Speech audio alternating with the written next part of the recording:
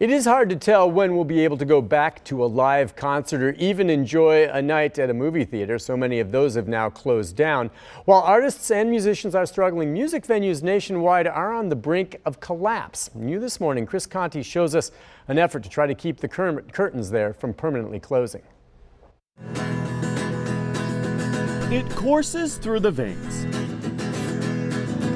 A steady pulse, a constant rhythm. But I shot a man in Reno just to watch him. It is music that keeps the heart of Nashville beating.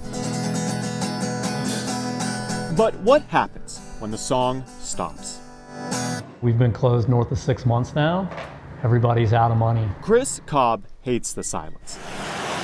He's the owner of Exit Inn in Nashville, a small independent music venue which has been closed since March because of COVID. It's just not safe. It's just not safe to do what we do right now, unfortunately. 57 employees laid off. Not a concert in months. Close signs are popping up at businesses around the neighborhood who rely on shows to bring customers in.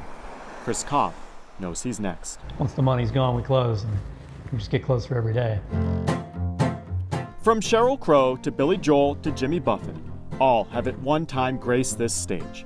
It's not a giant stadium, but these kinds of spaces across the country are where smaller artists get their start. Daniel Donato is one of them. Well, I met her down in a red light tavern. I want to create memories that people can go back to. Without smaller stages to play on, Daniel has lost a substantial amount of income. He's also lost the ability to connect with fans on a visceral level. The first thing that a musician plays is the venue. They don't play their instrument, they play the venue first.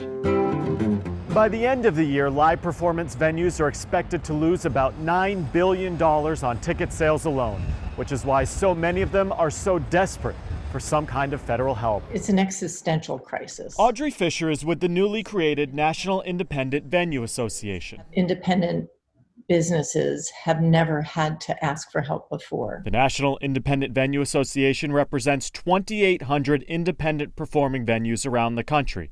A stunning 90% of members say they will close by year's end without any federal assistance. It's happening, and every day that goes by is a risk that it happens more, and because people have run out of money.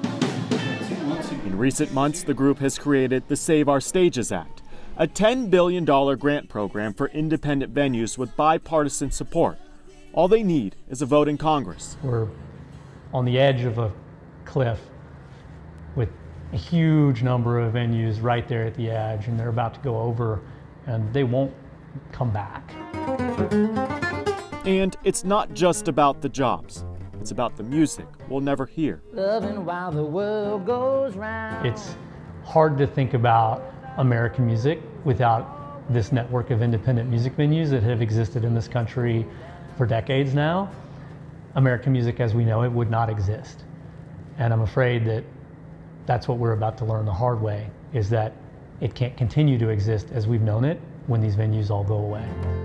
And living with the shades pulled down all day. But for now, that's a song Chris Cobb is trying not to write. A hope that the sun doesn't permanently set on some of the nation's most beloved stages. We will survive. In Nashville, I'm Chris Conti.